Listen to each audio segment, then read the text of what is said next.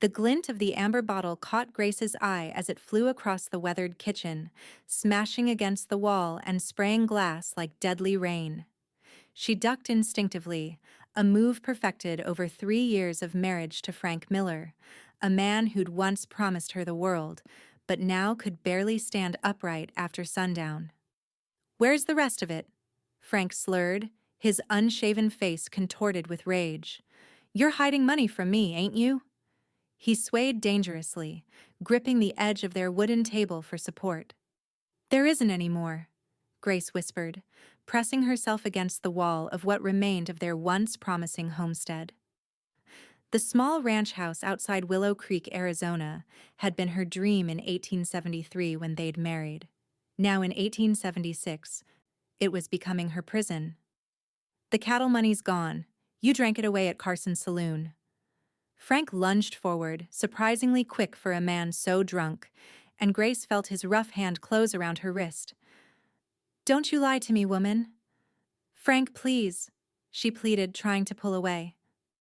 "You're hurting me." The sound of hoofbeats outside interrupted whatever might have come next. Frank released her wrist suddenly, his bleary eyes turning toward the window. "Who the hell's that?" he mumbled. Grace straightened her calico dress and pushed a strand of honey-blonde hair behind her ear. "I don't know," she answered truthfully, moving cautiously toward the window. The rider dismounting from a handsome chestnut quarter horse was a stranger to her, tall and broad-shouldered, his face shadowed beneath a well-worn Stetson. Unlike the rough-edged men who frequented Willow Creek, there was something measured in his movements, something careful and deliberate that caught Grace's attention immediately. "Stay here," Frank ordered, fumbling for the shotgun leaning against the wall. Grace's heart seized with fear. Frank was dangerous enough sober, but drunk and armed was a terrifying combination. The knock at the door was firm, but not threatening. Grace moved quickly, reaching the door before Frank could stumble his way across the room. "Madam," the stranger said as she pulled the door open, his voice as steady as his gaze. "Apologize for the intrusion. Name's Garrett Hayes. My horse threw a shoe about 2 miles back, and I'm looking to rest him before heading to town for repairs." Grace found herself staring into the clearest blue eyes she'd ever seen. Honest eyes that seemed to look right through the carefully constructed facade she'd built around her crumbling life. "Who the hell are you?" Frank demanded, appearing behind Grace with the shotgun hanging loosely in his hands. The stranger Garrett didn't flinch. His eyes briefly assessed Frank, taking in the disheveled appearance and the weapon, before returning to Grace. "Just a traveler passing through," he said evenly. "Looking for a place to water my horse and maybe rest a spell before continuing to Willow Creek." "We ain't running no charity here," Frank spat. "Town's 5 miles that way." He gestured vaguely with the shotgun. Grace felt a surge of shame mixed with defiance. This wasn't how her parents had raised her, to turn away travelers in need.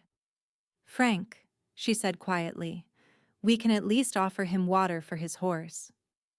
Frank glared at her but didn't argue. Even in his drunken state, he knew denying water to a man's horse in this territory was practically a sin. "Fine," he muttered. "Water's in the trough, then be on your way." He stumbled back into the house, leaving Grace alone in the doorway with the stranger. "Thank you, madam," Garrett said, removing his hat to reveal thick, dark hair streaked with sun-bleached strands. "I don't mean to cause trouble between you and your husband." "It's no trouble," Grace lied, leading him to the water trough near the small barn. "The well's still good here at least." Garrett led his horse to drink, and Grace couldn't help noticing the gentle way he handled the animal, murmuring soft words of encouragement. His hands were strong but careful working hands that knew both power and restraint.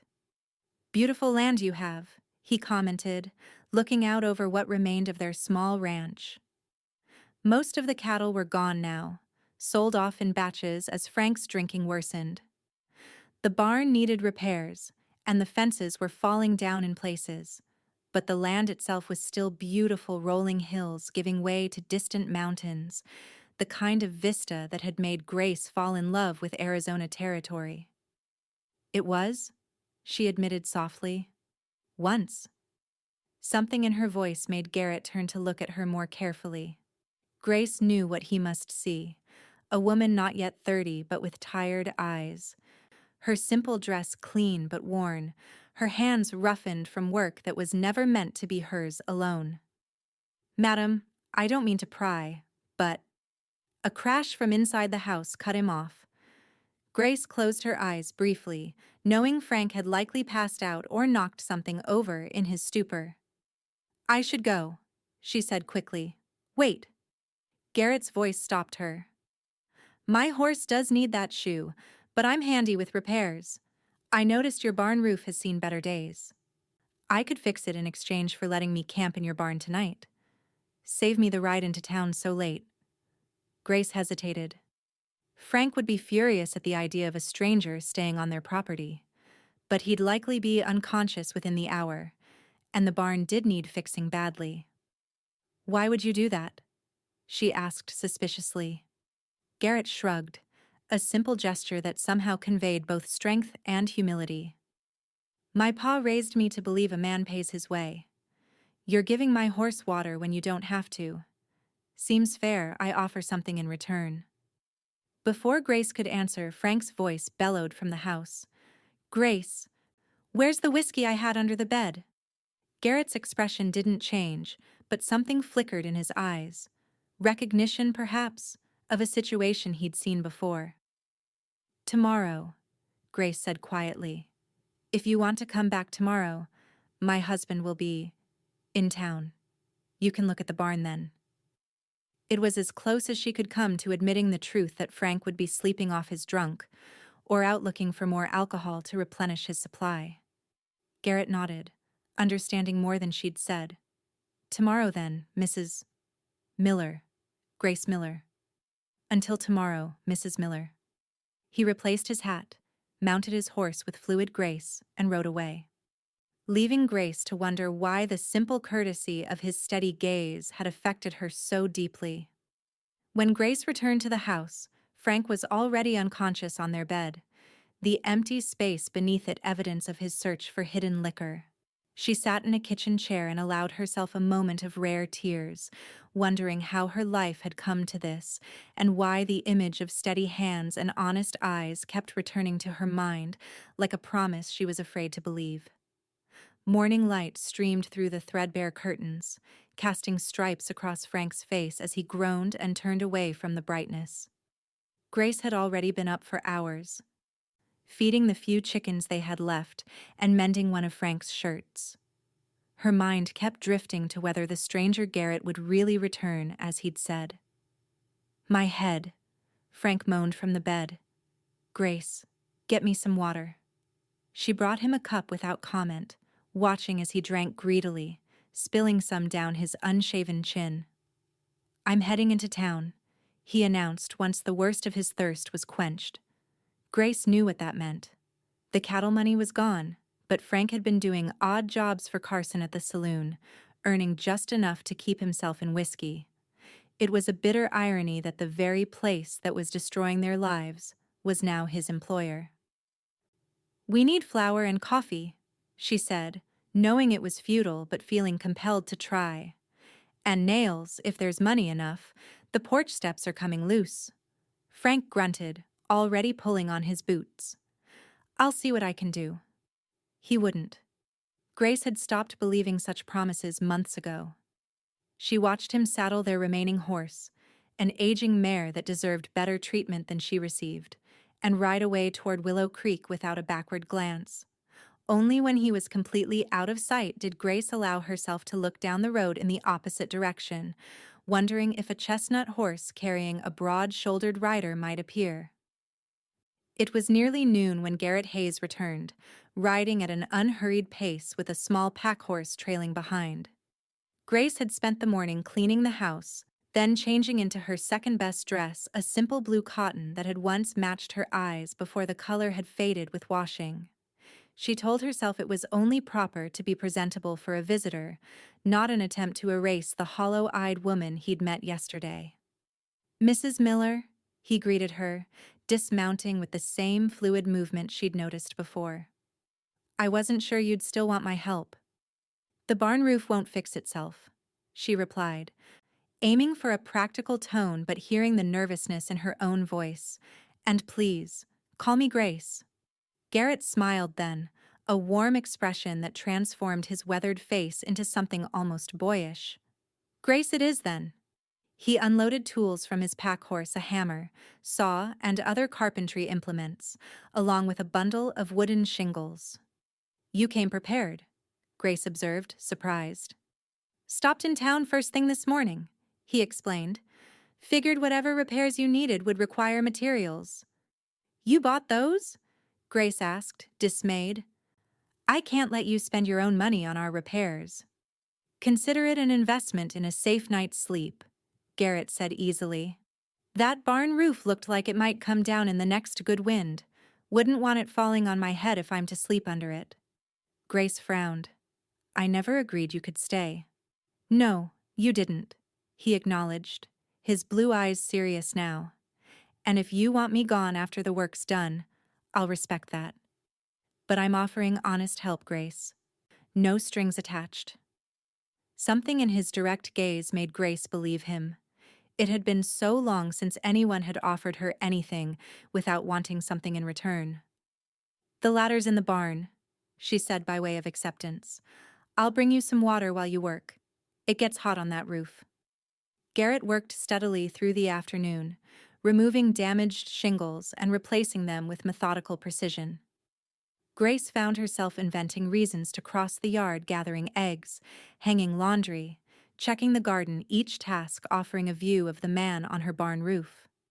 He worked shirtless in the hot sun, his skin bronzed from outdoor living, muscles moving smoothly beneath tanned skin. But it wasn't his physical appearance that kept drawing Grace's eyes, it was the care he took, the deliberate way he measured twice before cutting, the respect he showed for her property even in its dilapidated state. When she brought him water at midday, he thanked her with a simple nod that somehow conveyed more genuine gratitude than she'd received in years. Your husband works in town? He asked as he drank, making conversation that they both knew was probing for information.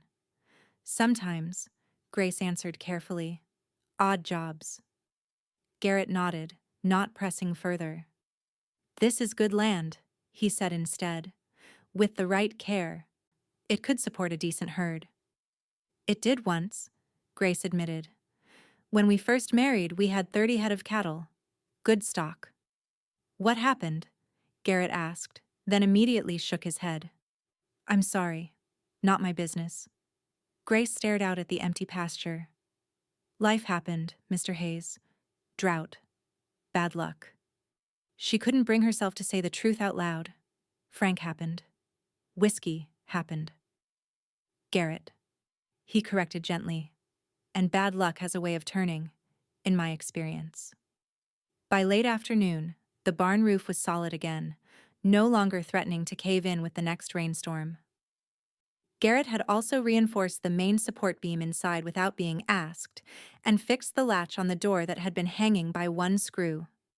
I should head into town, he said, pulling his shirt back on. Find a room for the night. Grace looked toward the road to town, anxiety flickering through her. Frank would be coming back soon, likely drunk and angry. The thought of facing him alone after this brief respite of normalcy was suddenly unbearable. Stay, she said impulsively. For supper, at least. I owe you that much for the work. Garrett studied her face. Your husband might not appreciate finding me here. He won't be back until late, Grace said, the admission slipping out before she could stop it. If he comes back at all tonight. Understanding passed between them, unspoken but clear. Then I'd be honored to accept your hospitality, Garrett said quietly. Grace prepared a simple meal of rabbit stew and cornbread, the best she could manage with their dwindling supplies. Garrett sat at her kitchen table like he belonged there, his presence filling the small house with something she hadn't felt in years, safety. This is wonderful, he said, savoring the stew. Been a while since I've had home cooking this good. You've been traveling long?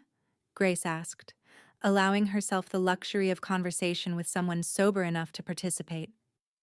About 3 years now, Garrett replied. After the war, I couldn't settle in one place. Kept moving west, working ranches, driving cattle, learning what I could. The war, Grace echoed. My brother fought. He didn't come home. I'm sorry, Garrett said, and she could tell he meant it. Too many good men didn't. Were you at Gettysburg? She asked, remembering her brother's letters describing the horror of that battle. Garrett nodded, his expression darkening. And Antietam, and too many others. He set down his spoon. It changes a man, seeing that much death.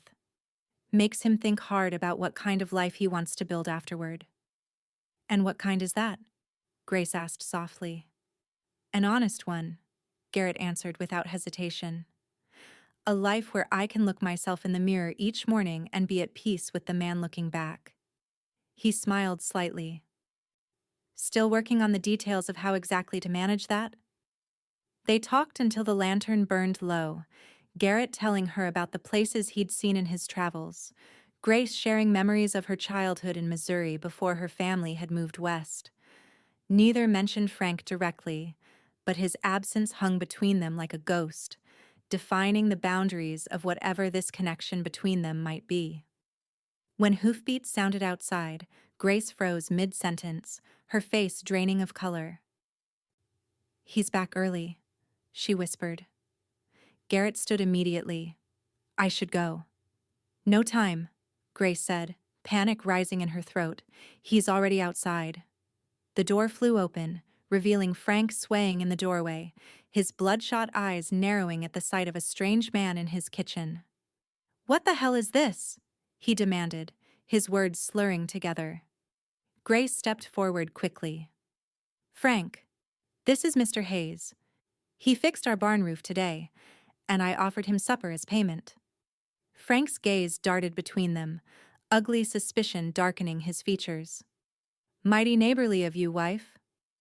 Just repaying kindness, Mr. Miller, Garrett said calmly, though Grace could see the tension in his shoulders. Your wife was good enough to let me water my horse yesterday when it was in need. And now you're all cozy at my table, Frank spat, eating my food. Frank, please, Grace implored. Mr. Hayes was just leaving. Frank's hand moved to his belt where his pistol usually hung, but in his drunken state, he'd left it at Carson's saloon. Finding the holster empty only enraged him further. Get out! He snarled at Garrett. And don't come back if you value your hide. Garrett nodded once, his movements measured and calm despite the tension crackling in the air. Thank you for the meal, Mrs. Miller. As he passed Frank in the doorway, he paused briefly. Take care of your wife, Miller. She's a fine woman. The moment the door closed behind Garrett, Frank rounded on Grace, his face contorted with rage. You whore, he hissed, grabbing her arm. Having men over the minute my back is turned. It wasn't like that, Grace protested, trying to pull away. He was helping us, Frank, fixing things you've let fall apart while you drink away everything we've built. The slap came so quickly she didn't have time to duck. Pain exploded across her cheek as she stumbled backward, catching herself against the table. Don't you dare talk to me that way, Frank growled. This is my house, my land. Is it? Grace challenged, a newfound courage surging through her, born of desperation and the memory of Garrett's respectful gaze. Because you're selling it piece by piece to Carson for whiskey money. Soon there won't be anything left. Frank lunged for her again, but in his drunken state he misjudged the distance. His foot caught on the uneven floorboard, sending him crashing into the table. The oil lamp teetered and fell, shattering on the floor, its contents immediately igniting. Flames leapt up the dry wooden wall faster than Grace could comprehend what was happening. Frank cursed, trying to stamp out the fire with his boot, but the flames had already caught the curtains. Get water, he shouted, But Grace could see it was already too late. The fire was spreading too quickly, racing along the ceiling beams. "We have to get out," she cried, grabbing Frank's arm, but he shook her off, still trying futilely to beat out the flames that were now consuming one entire wall. Grace ran outside, coughing as smoke filled her lungs. "Frank!" she screamed. "Come out now!" A thundering crash answered her as part of the roof collapsed. Grace started back toward the door, but strong arms suddenly wrapped around her waist, pulling her back. "No." Garrett's voice was firm in her ear. "It's too late." "Frank's still in there," she cried, struggling against his hold. "The whole place is going to come down," Garrett insisted. "You'll die too." As if to punctuate his words, the remaining roof timbers gave way with a deafening roar, sending a plume of sparks into the night sky. Grace went limp in his arms, watching in horror as her home of 3 years became a raging inferno. "I tried to get him out," she whispered, tears streaming down her soot-stained face. "He wouldn't come." "I know," Garrett said, still holding her steady as she trembled. "I know you did." When the first light of dawn revealed the extent of the destruction, Grace stood wrapped in a blanket Garrett had given her, staring at the smoldering ruins. Nothing remained of the house but a blackened skeleton of support beams and the stone chimney rising like an accusing finger toward the sky. Of Frank, there was no sign. "The sheriff will need to be told," Garrett said quietly, standing beside her. He'd stayed through the night, making sure no embers spread to the barn or outbuildings, offering silent support as Grace alternated between shock and grief. "Yes," she agreed numbly. "I suppose he will." Garrett hesitated. "What will you do now?" Grace stared at the ruins, the reality of her situation slowly crystallizing. She was alone, homeless, penniless, save for the few coins in the jar she kept buried under the apple tree for emergencies. The land was still hers, presumably, but without a house or money to rebuild. "I don't know," she admitted, her voice small. Garrett was quiet for a long moment, then said carefully, "There's a small ranch about 30 miles south of here. Nothing fancy, but it's good grazing land with a solid house and barn. Owner's looking to sell. I've been saving to make an offer." Grace turned to look at him, not understanding why he was telling her this. "I could use help getting it started," he continued, his blue eyes serious. "Not as a charity case, Grace, as a partner. You know ranching. You're not afraid of hard work." "You barely know me," Grace protested. "I know enough," Garrett said simply. "I know you stayed in a bad situation because you made a vow, and that speaks to your character. I know you feed a stranger when you barely have enough for yourself. I know you tried to save a man who hurt you, because it was the right thing to do."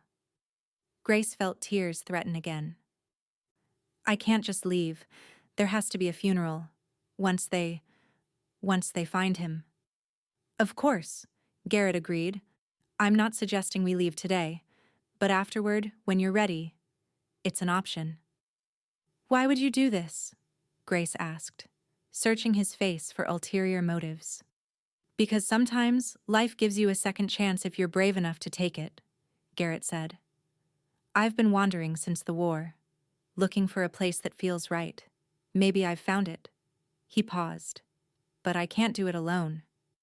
Grace looked back at the remains of her home, the place where her dreams had slowly died along with her marriage. Then she looked at Garrett, with his steady hands and honest eyes offering her something she'd almost forgotten existed: hope. "I'll think about it," she said softly. And for the first time in years, the future didn't feel like a burden she couldn't bear. Sheriff Dawson arrived by mid-morning, his weathered face grim as he surveyed the destruction. 2 deputies accompanied him, along with the town doctor, who would handle whatever remains they recovered. "Terrible business, Mrs. Miller," Dawson said, removing his hat respectfully. His eyes moved to Garrett, who stood a few paces behind Grace. "And you are?" "Garrett Hayes," he answered, I was doing repair work for Mrs. Miller yesterday and camped in the barn. Came running when I saw the fire. The sheriff's expression remained neutral, but Grace could see the calculations happening behind his eyes. A strange man, a husband dead, a widow suddenly unattached. Mr. Hayes tried to help, Grace said firmly. The fire spread too quickly. How did it start? Dawson asked. Grace explained about the fallen lamp, choosing her words carefully. She didn't lie, but she omitted the argument that preceded it, saying only that Frank had stumbled in a drunken state. Frank's drinking was no secret in town. She finished quietly. Sheriff Dawson nodded slowly. No, it wasn't. Carson told me he left the saloon in quite a state last night, picked a fight with two cowboys passing through. The deputies began the grim task of searching through the rubble for Frank's remains. Grace turned away, unable to watch. Garrett stepped closer, his presence steadying without the need for words. "Where will you go now, Mrs. Miller?" the sheriff asked. "I haven't decided," Grace answered. "I have a cousin in Denver who might take me in until I find work." It was a lie the cousin existed. But they hadn't spoken in years, but Grace wasn't ready to share her tentative plans with the sheriff. Willow Creek was a small town with a long memory, and she needed time to think without gossip following her every move.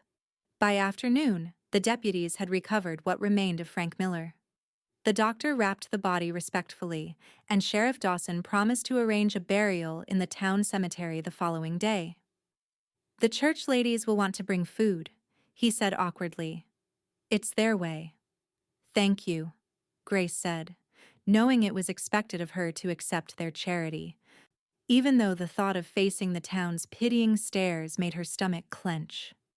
After the sheriff and his men departed with their somber burden, Grace and Garrett salvaged what they could from the ruins: a cast-iron skillet, miraculously intact, a wooden chest containing Grace's few pieces of jewelry and her parents' Bible, some tools from the lean-to shed that had escaped the worst of the fire. "Not much to show for 3 years," Grace said softly, looking at the meager pile. "Sometimes starting over means just that," Garrett replied. "Starting with nothing but yourself." That night, Grace slept in the barn, wrapped in blankets Garrett had provided.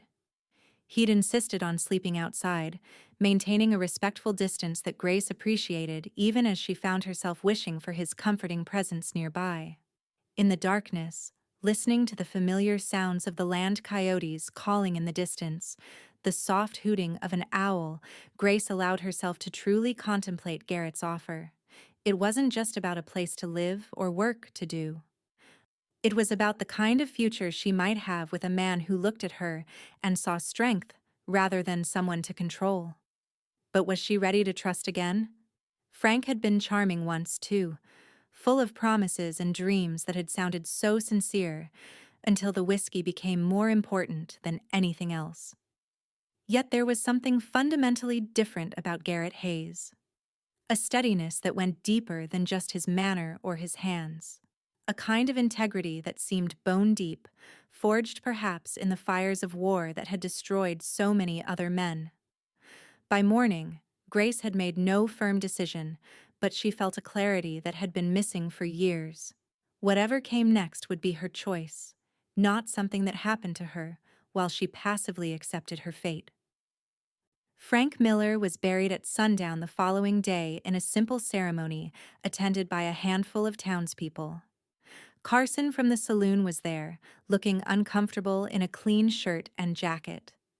A few of the church ladies stood at a respectful distance, their expressions ranging from genuine sympathy to barely disguised curiosity about the tall stranger who stood beside the widow. Pastor Williams spoke briefly about forgiveness and the promise of salvation, carefully avoiding any specific mention of Frank's character or the circumstances of his death. Grace stood dry-eyed through the service, feeling strangely detached from the proceedings, as if she were watching someone else's life unfold. "He wasn't always like that," she said softly to Garrett as they walked back to where their horses were hitched outside the cemetery. When we first married, he was kind, ambitious. He had plans for our land. What changed him? Garrett asked. Grace shook her head. I wish I knew. The drought hit hard that second year. We lost half the herd. He started drinking to forget the disappointment, I think. And then he couldn't stop. Some men aren't strong enough to face failure, Garrett observed. They look for escape instead of solutions. And some men drink to forget things they've seen, Grace countered, thinking of veterans she'd known who returned broken from the war. It's not always weakness. No, Garrett agreed, but how a man handles his pain says a lot about him, whether he lets it destroy just himself or takes others down with him. They rode in contemplative silence back to what remained of the Miller Ranch. As they approached, Grace noticed a wagon parked near the barn, a familiar figure sitting on the driver's seat. Mr. Carson, she said, surprised. The saloon owner rarely left his establishment, preferring to let the world come to him and his whiskey. Mrs. Miller? Carson nodded, climbing down awkwardly from the wagon. He was a heavy-set man with florid cheeks and small, shrewd eyes that had witnessed decades of men at their worst. Thought you might need provisions, seeing as how you lost everything. He gestured to the wagon, which contained several crates of supplies, flour, coffee, salt, canned goods, and other essentials. That's very kind, Grace said cautiously, but I can't accept charity. It ain't charity, Carson said gruffly. It's payment. Frank owed me money gambling debts, but he also did work for me. The ledger balance is in your favor, as it happens. Grace stared at him in disbelief. Frank owing money she could believe, but the idea that Carson, a notorious skinflint, would voluntarily pay a debt to a widow seemed implausible. Seeing her skepticism, Carson sighed. Look, Mrs. Miller, I ain't claiming to be a saint. Your husband drank away most of what he earned at my place. That's God's truth. But he wasn't always the man you knew these last months. He glanced at Garrett, then back to Grace. Before the drinking got bad, he talked about you. Proud as anything that a fine woman like you had agreed to marry him. Grace felt tears threatening for the first time since the fire. He did? Carson nodded uncomfortably. Said he was the luckiest man in the territory. Showed everyone who'd look that little silver locket he got you. Grace's hand went instinctively to her throat, where the locket still hung. It had been Frank's wedding gift to her, purchased with money he'd saved for months before proposing. Anyway, Carson continued, clearly eager to end the emotional moment. The supplies are yours. And there's this. He handed her an envelope. Money from the last cattle sale. Frank left it with me for safekeeping when he got in that poker game. Made me swear not to let him have it, no matter how much he begged later. Grace opened the envelope with trembling fingers. Inside was nearly $200, not a fortune, but enough to start somewhere new.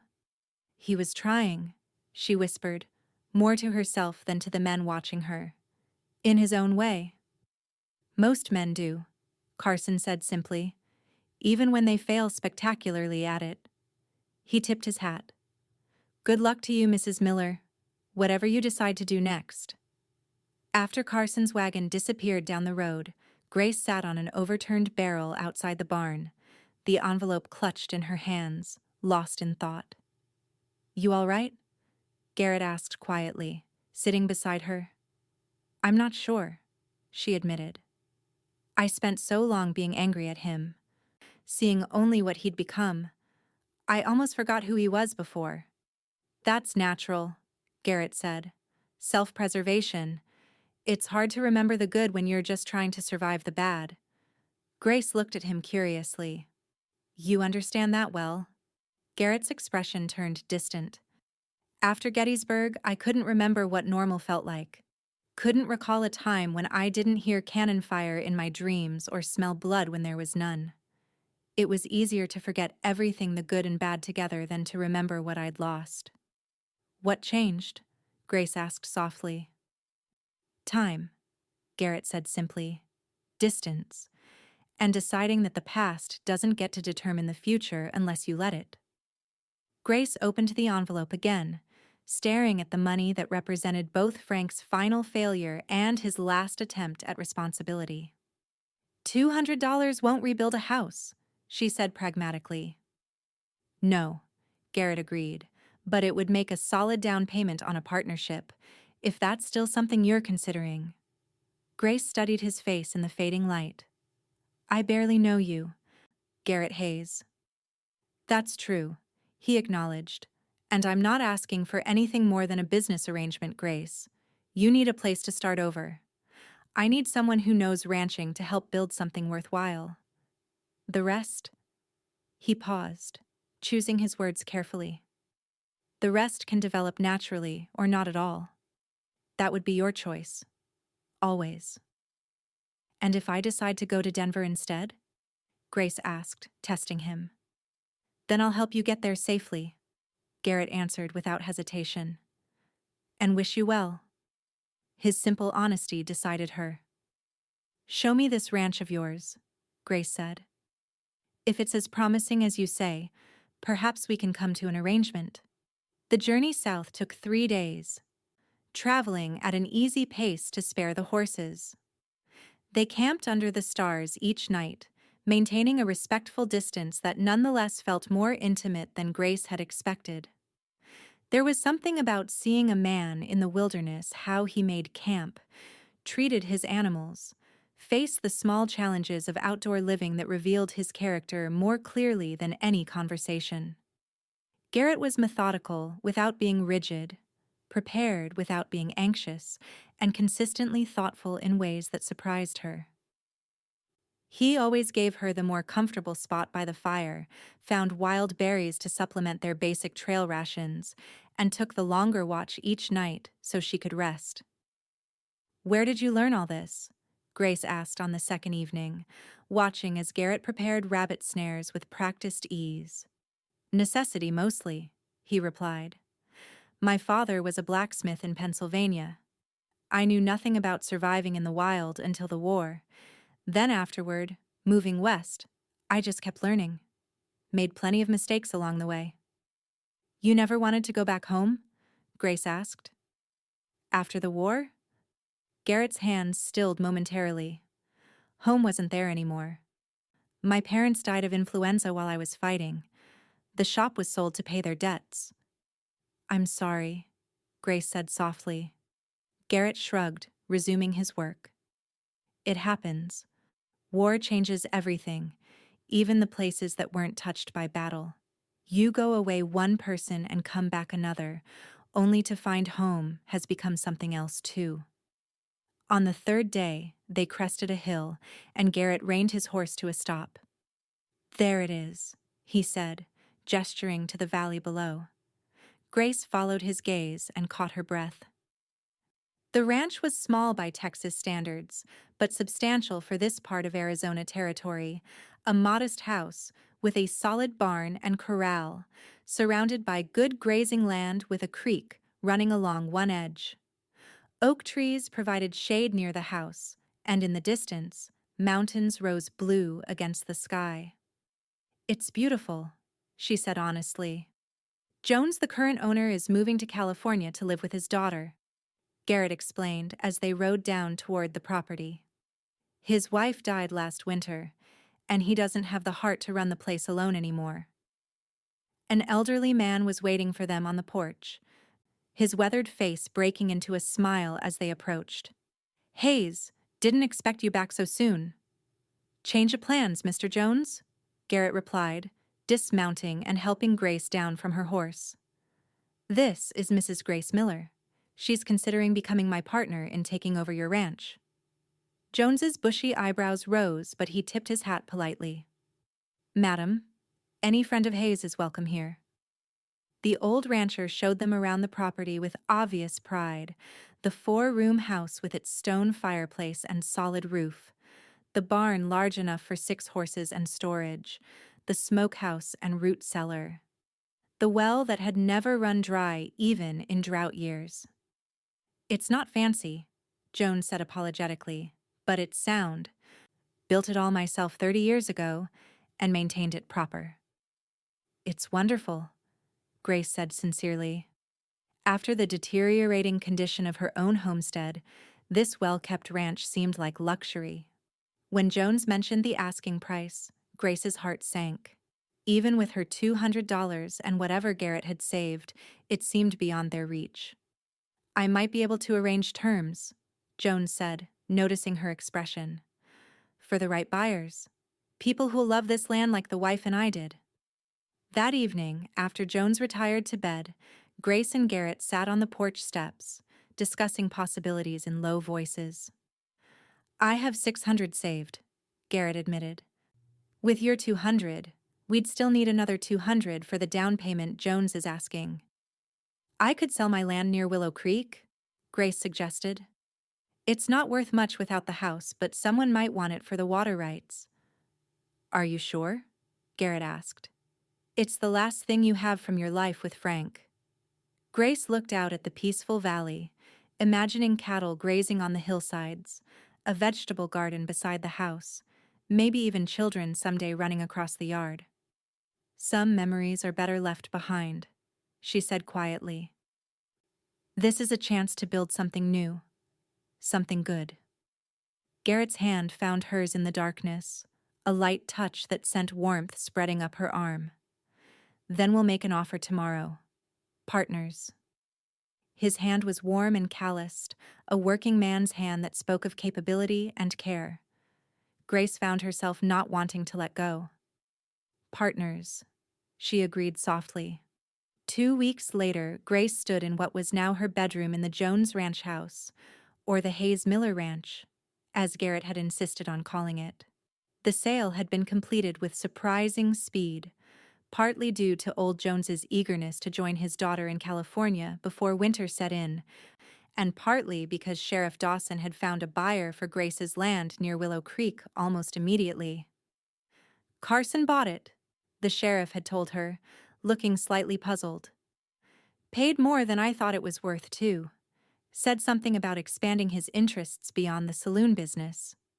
Grace suspected it was the saloon owner's way of making additional amends, but she accepted the money without question. It gave her and Garrett enough for the down payment, with a small amount left over for initial supplies and livestock. Now, arranging her few possessions in the simple but clean bedroom, Grace found herself facing the practical reality of their arrangement. They were business partners sharing a house, nothing more. Garrett had insisted on taking the small room off the kitchen, giving Grace the larger bedroom with its own entrance from the porch.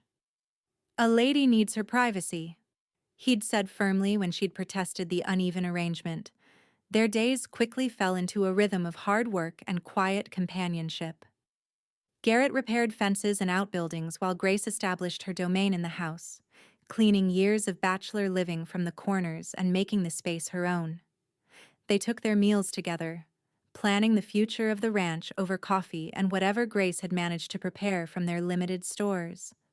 We should focus on building the herd slowly, Garrett suggested one evening as they sat at the kitchen table, a hand-drawn map of the property between them. Quality over quantity, 10 good breeding cows to start, with a strong bull. Grace nodded, making calculations in the small ledger book she'd purchased in town. If we're careful with the calves, we could double that in 2 years. And in the meantime, I can take on breaking horses for neighboring ranches, Garrett added. It's good money, and I have a way with the difficult ones. Grace had seen his gentle but firm approach with horses, the way he seemed to communicate with them without words. It was the same steady presence he brought to everything deliberate, patient, reliable. As the weeks passed, their partnership deepened into friendship. Grace found herself looking forward to their evening conversations, to sharing the small triumphs of each day, to seeing the quiet satisfaction in Garrett's eyes when a project was completed successfully. She also found herself noticing things she tried to ignore, the way his shirt stretched across his shoulders when he reached for something on a high shelf, the rare but transformative effect of his smile, the gentleness in his hands when he treated a cut on her finger after a mishap with the bread knife. fall gave way to winter, bringing cooler temperatures and occasional rain. The small herd they'd acquired, 8 cows and 1 impressive bull, grazed contentedly on winter grass, and the 2 riding horses and pack horse seemed equally satisfied with their new home. One evening in early December, Grace was kneading bread dough when Garrett entered the kitchen, his arms full of firewood.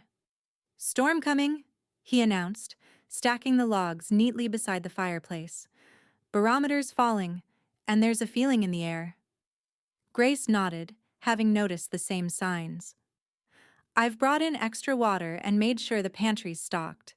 We should be fine for a few days if it's bad." Garrett smiled at her practicality. "You think of everything." "One of us has to," she teased lightly. The easy banter between them was still new enough to surprise her sometimes, this ability to joke and tease, without the undercurrent of tension she'd grown accustomed to with Frank. The storm hit that night with unexpected ferocity, wind howling around the eaves and rain lashing against the windows. Grace lay awake listening to the elements rage, grateful for the solid roof over her head and the knowledge that the animals were safely sheltered in the barn. A particularly violent gust rattled the window panes, and Grace heard a crash from somewhere outside. Moments later, Garrett's knock sounded at her door. "Grace, you awake?" She pulled on her robe over her nightgown and opened the door to find him fully dressed, a lantern in hand. "Part of the corral fence just went down," he explained. "I need to secure it before any of the horses decide to explore." "You can't go out in this," Grace protested, hearing the wind's fury. "It won't take long," Garrett assured her. "But if you could keep watch with the lantern, it would help. My hands will be full with the repair." 10 minutes later, Grace found herself in the middle of the storm, rain pelting her despite the oilskin coat Garrett had insisted she wear over her clothes. She held the lantern high, illuminating Garrett's work as he wrestled with broken fence posts and loose rails. The wind tore at them both, trying to extinguish the lantern and pushing against Garrett as he worked. Grace moved closer, using her body to shield the light, acutely aware of his proximity as they stood huddled together against the elements. "Almost done," Garrett shouted over the wind, securing the last rail. As they turned to head back to the house, a blinding flash of lightning illuminated the yard, followed immediately by a deafening crack of thunder. Grace startled violently, the lantern slipping from her grasp. Garrett caught it before it could hit the ground, his free arm instinctively wrapping around her waist to steady her. For a suspended moment they stood frozen, rain streaming down their faces, bodies pressed together in a way that had nothing to do with partnership or business. Grace felt the solid warmth of him against the length of her body, saw the sudden darkening of his eyes as he looked down at her. "We should get inside," he said, his voice rough with something more than exertion. In the kitchen, dripping water onto the floor, they moved awkwardly around each other, suddenly conscious of boundaries that had seemed clear until this moment. "You're shivering," Garrett observed, taking a towel from the rack and hesitantly offering it to her. "So are you," Grace replied, accepting the towel, but then reaching for another to hand to him. Their fingers brushed in the exchange, a simple touch that somehow held more meaning than the embrace in the storm. Grace felt a flush rise to her cheeks, and she turned away quickly. "I'll make some hot coffee," she said, moving toward the stove. "Grace," Garrett's voice stopped her. She turned back to find him watching her with an intensity that made her breath catch. "I meant what I said when we started this. The arrangement is whatever you want it to be. Nothing more, nothing less." "And what do you want it to be?" Grace asked quietly, surprising herself with her boldness. Garrett's expression softened. "I think you know." "Say it anyway," she insisted. After years of guessing at Frank's moods and meanings, she needed the clarity of words. "I want more than a business partner," Garrett said simply. "I've wanted more since I first saw you, standing so brave and determined despite everything falling apart around you. But only if that's what you want too. Only if you're ready. Grace thought of the months they'd spent building something together, not just a ranch, but trust. Garrett had never pushed, never assumed, never taken more than she offered freely. He'd given her space to heal, to find herself again. "I'm ready to find out," she said softly. Not rushing, but not standing still either. Garrett's smile was like sunrise after the longest night. "That sounds like a good place to start." He crossed the kitchen slowly, giving her every chance to step away if she chose. When he reached her, his hand gently cupped her cheek, still cool from the rain but warming quickly at his touch. "May I?" he asked, his eyes searching hers. Grace nodded, her heart racing as he lowered his head. His lips met hers with exquisite gentleness, a question rather than a demand. Grace answered by stepping closer, her hands finding their way to his shoulders as the kiss deepened into something that felt like coming home after a very long journey. When they finally broke apart, both slightly breathless, Garrett rested his forehead against hers. "We should probably dry off properly before we catch our deaths," he murmured, though he made no move to release her. Grace laughed softly. "Always so practical, Mr. Hayes." "One of us has to be," he replied, echoing her earlier teasing. They separated reluctantly, each retiring to their rooms to change into dry clothes. But something fundamental had shifted between them. A door opened that neither wished to close again. The storm continued through the night and into the following day, keeping them housebound, but providing an unexpected opportunity to explore the new dimension of their relationship. They talked more openly than ever before, sharing stories they'd previously kept to themselves, Garrett speaking of the nightmares that still occasionally haunted him from the war. Grace admitting the shame she'd felt at being unable to save Frank from his demons. "You can't save someone who doesn't want saving," Garrett told her, his hand covering hers on the kitchen table. "That's a hard lesson, but a true one." "I know that now," Grace said. "But I still wonder sometimes if there was something more I could have done." "We all wonder that about the people we've lost," Garrett said. "It's part of being human. The trick is not to let the wondering consume you." As winter deepened, so did their connection. Garrett began courting Grace properly, bringing her wildflowers he found on his rides around the property, carving a delicate wooden comb for her hair during the long evenings by the fire, treating her with a gallantry that might have seemed old-fashioned if it hadn't been so sincere. For her part, Grace found herself blossoming under his attentions, rediscovering aspects of herself she'd thought long buried: her quick wit, her enjoyment of simple pleasures, her capacity for joy. She sewed new curtains for the house in cheerful colors, planted herbs in pots by the kitchen window, and even began singing again as she worked, something she hadn't done in years. They were careful with physical affection, both aware of the impropriety of their living arrangement in the eyes of society, despite the pretense of separate rooms. Kisses and embraces were treasured but restrained, building a sweet tension between them that spoke of respect as much as desire. In February, they made their first trip together into the nearest town, needing supplies and wanting to establish themselves as reputable ranchers in the community. Grace was nervously conscious of how they might be perceived, a widow living alone with a single man, regardless of their business partnership. To her surprise, they were received with polite interest rather than judgment, the townspeople more concerned with the quality of their cattle and their plans for the ranch than with the exact nature of their relationship. "Folks out here are practical," the general store owner explained when Grace cautiously inquired about local customs. "Good neighbors who mind their business and help when needed are worth more than strict adherence to Eastern proprieties." Nevertheless, when they returned from town, Garrett surprised Grace with a suggestion. "Pastor Wilson mentioned he rides a circuit through these parts every month or so," he said as they unpacked their supplies. "He'll be this way again in 3 weeks." "Oh?" Grace responded, not immediately understanding his meaning. Garrett set down the sack of flour he was carrying and turned to face her directly. I was thinking we might ask him to perform a service while he's here, if you're amenable. Grace's hand stilled on the package of coffee she was opening. What kind of service? A wedding, Garrett said simply. If you'll have me. Grace stared at him, her heart suddenly racing. Are you proposing to me over a sack of flour, Garrett Hayes?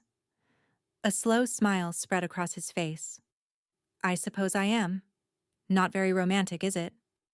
Actually, Grace said, moving around the table to stand before him.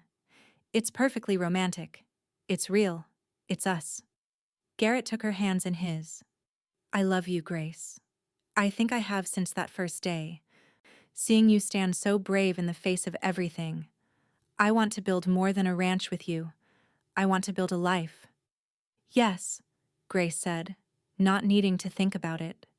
Yes, I'll marry you. His kiss was tender at first, then deepening with the promise of all they would share. When they finally broke apart, Grace couldn't help laughing softly. What? Garrett asked, smiling at her joy. Just thinking about how far we've come, she explained. From a burning house, and nothing but ashes, to this a home, a future, a love I never expected to find. From ashes to blessings, Garrett agreed, his arms still around her waist. Though I'd say the blessing was mine the moment you decided to trust a stranger with steady hands. And honest eyes, Grace added, reaching up to touch his face.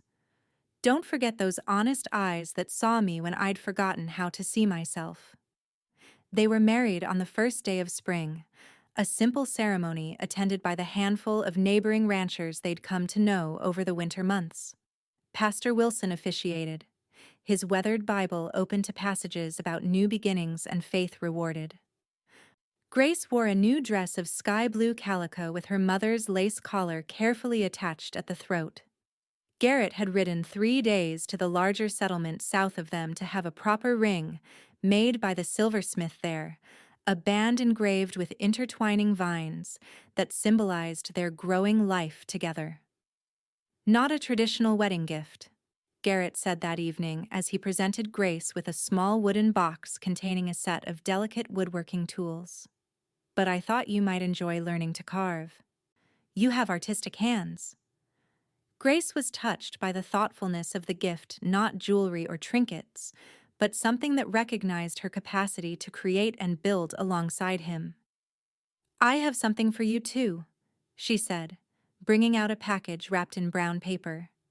Inside was a leather-bound journal with Garrett's initials stamped on the cover. For your thoughts, your plans, your dreams, she explained. All the things we'll build together. That night, sharing the larger bedroom that was now truly theirs, they came together as husband and wife, with a tenderness born of long waiting and deep respect.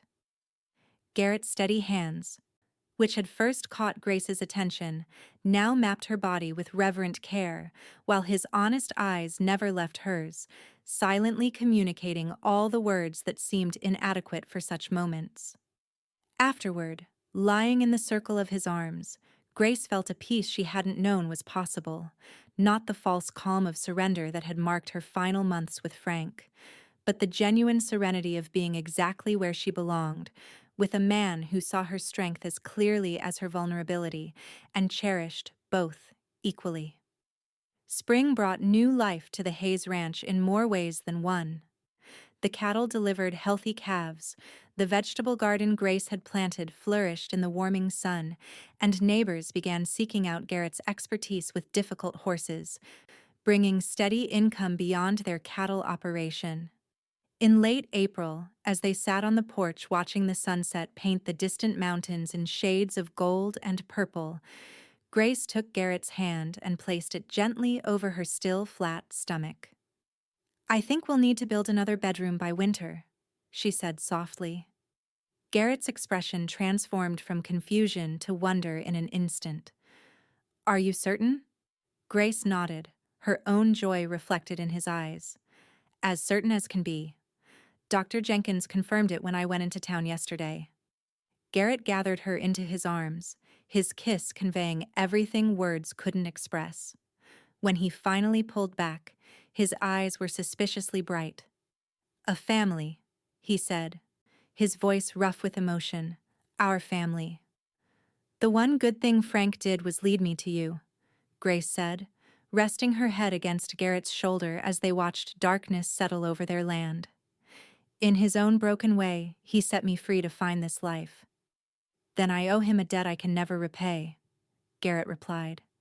"But I can honor it by loving you and our child with everything I have, for all the days were given." As stars appeared one by one in the vast Arizona sky, Grace thought about the journey that had brought her here from a desperate woman, watching her husband drink away their home to the beloved wife of a man whose steady hands had built not just a ranch, but a sanctuary for her heart. "From ashes to blessings," she whispered, echoing their earlier conversation. "And so many more blessings to come." Garrett's arm tightened around her shoulders, his kiss brushing her temple with a promise that needed no words. Together they sat in contented silence, watching over the land that had given them a second chance at happiness, their entwined future stretching before them as boundless as the starlit western sky.